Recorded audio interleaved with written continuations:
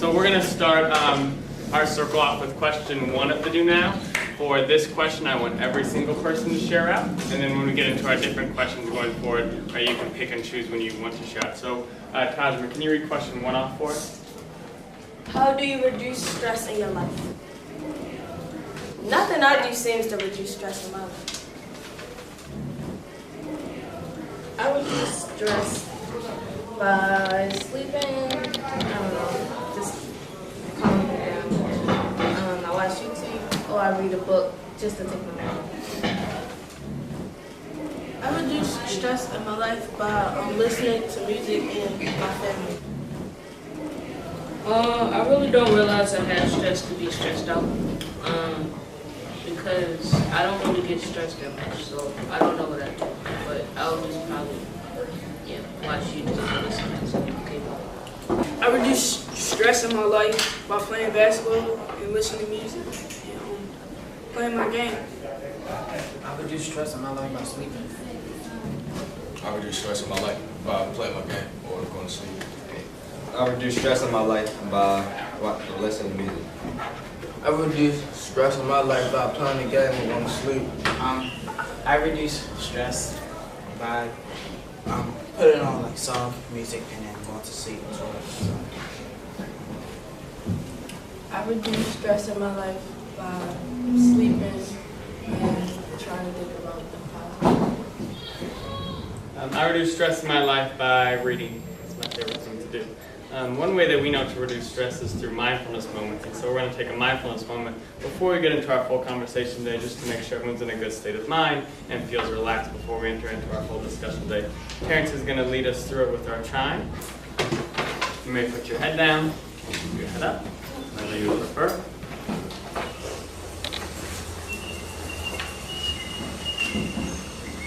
Breathe in nice and deeply into your nose, filling up your lungs all the way. Focusing just on your breathing, and breathe all the way out. Exhaling out of your nose as well. Again, deep breath in, filling up your lungs nice and full, and exhaling all the way out. Today we're going to do 3 chimes. You're going to listen to the chime for as long as you can to help reduce the distractions. First chime.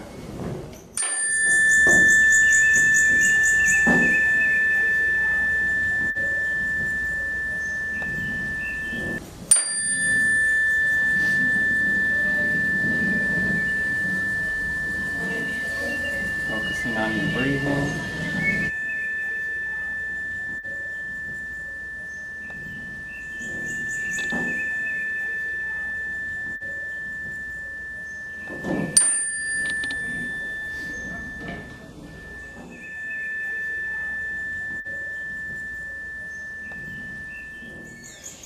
So that should help get us into a good mind space today, because we're going to be having a hard conversation around some of the things we picked up in our text Ghost Boy, specifically around trauma.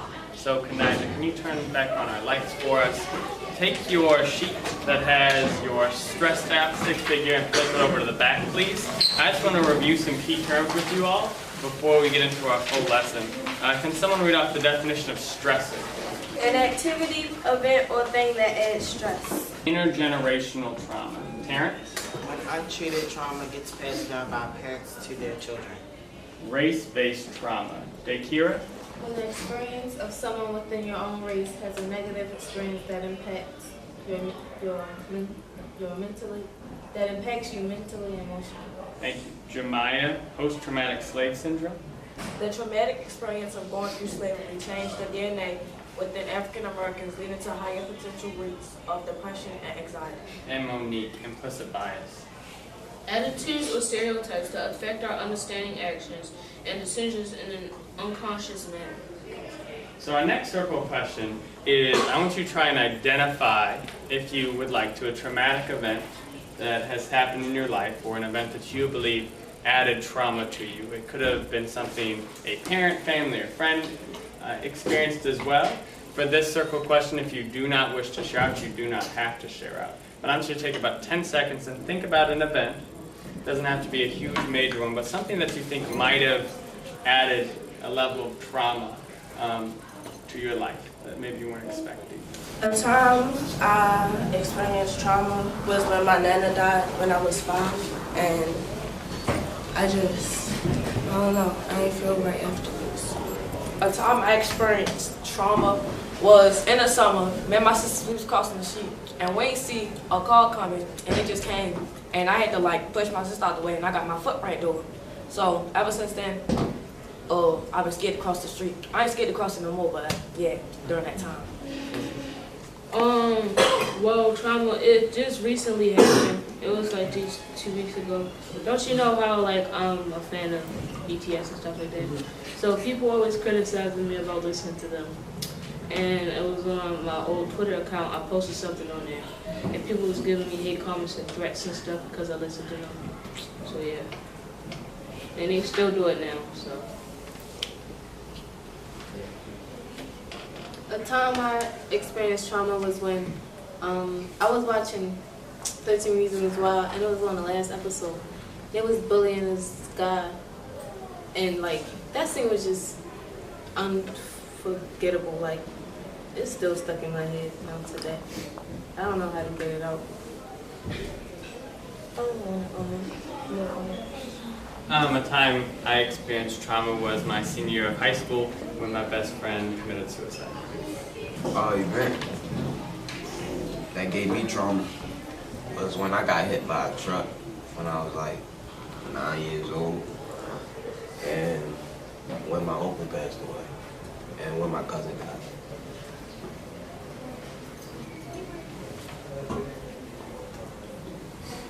Thank you all for sharing.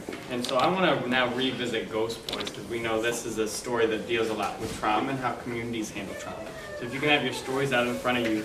I know we read part 1 of chapter 1 yesterday, and I want to take this time to reread it and then kind of explore the trauma that we find within it. So we'll get a couple readers to start us off. Terrence, you're going to be our first reader. And again, we're just going to focus on chapter 1, part 1 for now. And this is a reread from yesterday, where it says, "How small I look." Laid out flat, my stomach touching ground, my right knee bent, and my brand new Nike stained with blood. I stoop and stare at my face, my right cheek flattened on the concrete. My eyes are wide open, my mouth too. I'm dead. I'm going to pass around 2 different colored sticky notes. On the green sticky note, I want you to write down a question about the text. Write down a question about the text that you either have or you'd like to ask your classmates about. On the yellow sticky note, I want you to write down a question about stress or trauma. It can be connected to the text or just connected to the conversation we just had. I'm going to pass these around and just grab one of each. I encourage you to also look at our key terms on the back of our worksheet. Please take 90 seconds to develop a question.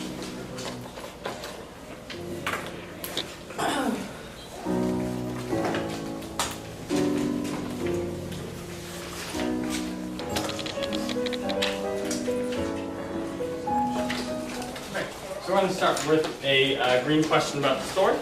Green question about the story. Can you pass that down to Danye? And Danye, can you grab a question out of there for us? It says, why did Jerome get killed? Why do we think Jerome got killed? Now, I think this is also partially a prediction question. So think about what the text says explicitly, and then I want you to use their prior knowledge about incidents like this of police brutality to think about why else might Jerome have gotten killed. The reason he got killed was, like TJ said, because he was a young black male, and the policeman says that he had a gun, but he was 12 years old, and what we read from the text so far, he didn't really seem to be involved in that life like that, especially because he was only 12. I think he got killed because the police officers was assuming that he had a gun because he's black. They think that all black boys supposed to be in the streets with guns and more things. That's why they killed him, because of the color of his skin, and they assumed he had a gun. Wonderful. So that assumption real quick, can someone look down at their key terms and let's look at that last term on there. Can someone reread that definition for us? Chantal? Implicit bias. Implicit Bias. Attitude or stereotypes that affect our understanding, actions, and decisions in an unconscious manner. Right, so that goes directly to what Kiani is speaking about right now. Kiani isn't saying we assume this cop is a huge racist who thinks these terrible, terrible things about all African American people. Kiani and Terrence also suggest in his answer that for whatever reason the police officer made an assumption about Jerome based on the color of his skin, which demonstrates that the cop showed implicit bias in his actions. Potentially, right? That's one of our predictions that's being made. Great job, Kiani. It says in our story why Jerome was killed. It says actually in the newspaper, Chicago Tribune. Look back at your story. We've kind of mentioned it, but I just want to make sure we're all on the same page. Can I have a volunteer tell us, Danye? What's our story say is the reason? The reason said that the officer said that he had a gun. Now, did Jerome just have it, or does the story claim that he did even more than that? Look back at it's page 5. Chicago Tribune. Officer, I had no choice. Jerome Rogers, 12, shot at abandoned Green Street lot. Officer says he had a gun. So there we go. So it's claiming that he had this gun and the officer felt he had no choice. Why would an officer feel he has no choice? I think the officer felt he had no choice because he saw Jerome running and he knew he wouldn't be able to catch him. So he just started shooting. He wanted to make it seem like it wasn't his fault. And I think he said he had no choice because he knew it was no excuse for shooting a 12-year-old boy who was so little compared to a grown man. He killed him because he thinks that every African American man with a gun on them will try to do trouble. I think he had no choice because if someone running, he'll think that they did something that run, or they have something on them to run. I think that's why he said I had no choice but to shoot him. To elaborate on what Cornelius said, is a saying that goes around that police shoot first and ask questions later. I want to agree with Cornelius and all my other classmates said. I believe that he felt, after he found out that it was a kid, he probably felt some guilt. That's why he said he just tried to cover it up because he knew his consequences to his action. And he believed, I guess if the police officer was like, there's nothing else I could do, because he thought he had a gun. But, I mean, even in the text it said Jerome was like, he barely sprinted. So I don't really know what to say. So now let's think about kind of connecting this to trauma, and we're going to get to our trauma questions here in a second. But thinking about this incident and raising silent hands, who are characters or people who now have experienced trauma based on this event? His mother. Okay, go one at a time because I want to see how many people. So we have mother, definitely experienced trauma. The police officer. The police officer. Cornelius, the friends. So any friends of Jerome's have now experienced trauma. Chantal? His grandmother. Grandmother. Right, we know he has other family members than just his mother. The people who were taking videos and taking pictures. Yeah. If you were recording the video, if they saw it happen, or if they arrived right after, all of those people, so the neighborhood has now experienced it. There's one group that we're missing. I want you to look back at your definitions. Think about when this story enters the Chicago Tribune, and think about when this story goes on the news or on CNN or whatever news station it appears on. Chantal? All African Americans. All African Americans. And why do you say all African Americans? When something happens to a young African American male or just an African American in general that involves police, it puts more trauma onto everybody else and stress. And then what's the specific key term? Race-based trauma. And can you remind us of the definition of race-based trauma? When the experience of someone within your own race has a negative experience that impacts you mentally and emotionally. Right, so now we see that this traumatic event is now impacting an entire community.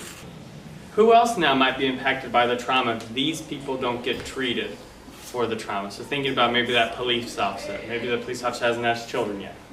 and he or she decides not to get treated. Who else now experienced trauma as well? Chantel? Next generation, like their children, you know. And what key term specifically is Chantel referencing there? Intergenerational trauma. What's the definition of intergenerational trauma? When untreated trauma gets passed down by parents to their children. So now this one specific event has created trauma for hundreds of thousands, if not millions of people. That if they leaves untreated will continue to be passed down to millions more people. So now with that kind of concept in mind, I want to shift our conversation to understanding trauma and stress a little bit more. And I'm not entirely sure what your questions have looked like in the yellow sticky notes, but we'll find out here in a second. Parents, can you grab a yellow sticky note, and this will be our question about trauma and stress today. The question is, what kind of trauma will his community face? Okay, perfect. So that's one thing that we've already mentioned most of, so let's try and grab another one. Was the police officer experiencing implicit bias because he thought Jerome was a dealer, stereotype drug dealer? Okay, so I want to do now two questions based on kind of the questions you asked. So let's first start with that understanding. Do you believe, based on your understanding of this story and previous incidents, that this officer was in fact showing implicit bias? Let's start there and let's give some evidence as to why. Yes, because he thought that he had a gun. He didn't actually see a gun, and when he realized it was just a kid and he had no gun, he felt bad. So he didn't know because he stereotyped him. And if he wouldn't have done that, I don't think he would have pulled the trigger. He definitely used stereotypes against Jerome to murder him, and I felt like even if this just is a story, it definitely relates to the real life that's happening. Victims like Freddie Gray and Eric Garner and things like that. So I feel like he definitely used that against him, since we have the stereotypes of drug dealers or murderers or violence in general. So yeah, I definitely think that's what he used against Jerome. Well, another situation that involved implicit bias was the situation with Mike Brown. They thought he was the man that robbed the store and had a gun because they stereotyped him, basically put him in the same category as the man because they thought that he looked the same way as the man that robbed the store. And it seems as though in the news, the police didn't ask questions. They shot first, like they did with Jerome. I don't think they said to the little boy, "Let me see your hands." I mean, it's just a simple question could have changed the whole demeanor of the situation. Probably wouldn't have been the situation. Okay, now I'm going to switch up the question. What are the results of someone experiencing trauma? Right? How does that person then, at times, whether it's in a positive way or negative way, kind of deal with that trauma? We'll start again with that. They won't be the same mentally and physically anymore, but mostly mentally, because they experienced something that really impacted their life, mostly in a negative way. Okay, pause real quick. You can also bring up how you yourself have responded to trauma.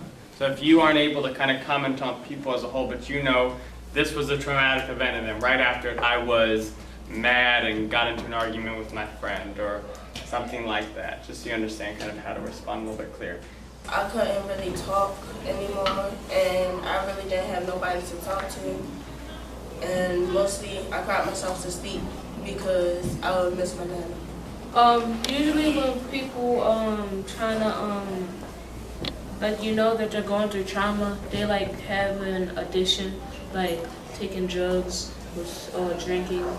And how I handle trauma, I don't really know because I'm actually handling it right now, but I don't know how to handle it. But I usually just cry because, I don't know if it's true or not, but I think when people experience trauma, they go into deep depression because all they can think about is that one event or that experience that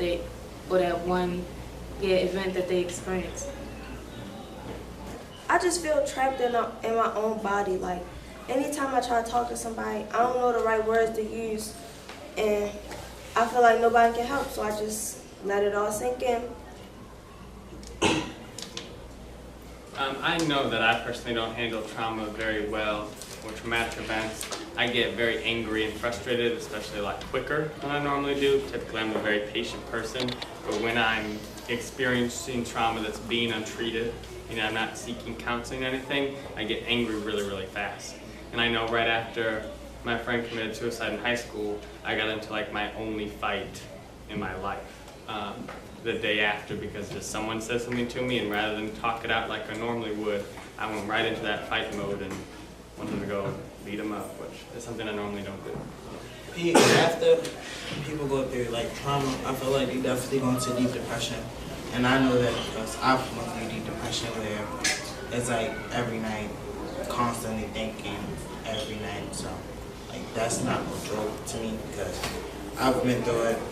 When I go through trauma, it changed me mentally because I just don't like talking things out like I usually do. I just stay to myself sometimes.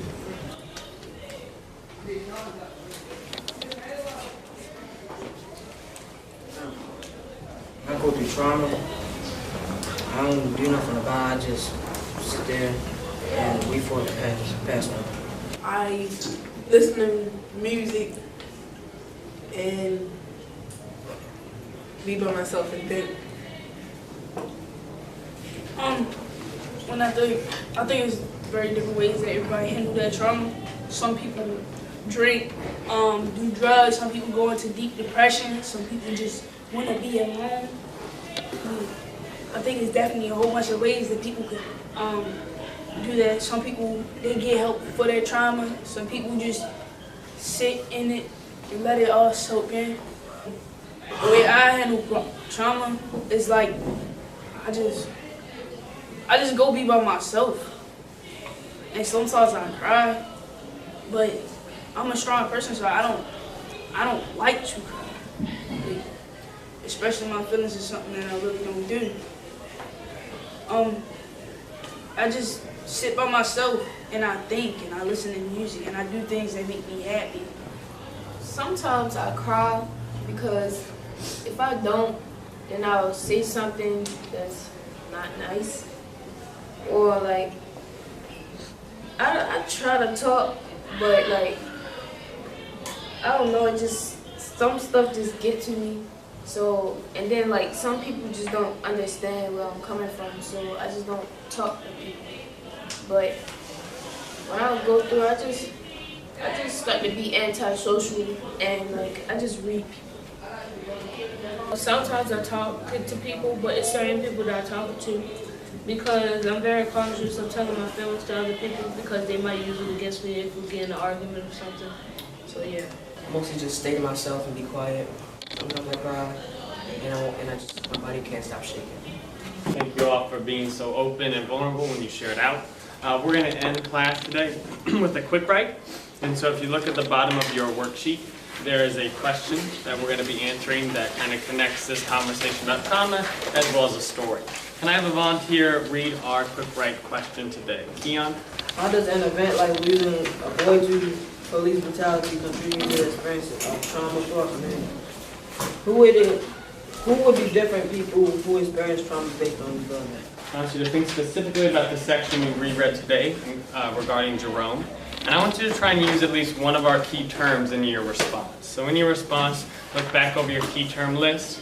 I want you to try and pull at least one of those in as you talk about both trauma and those impacted by trauma in this specific event.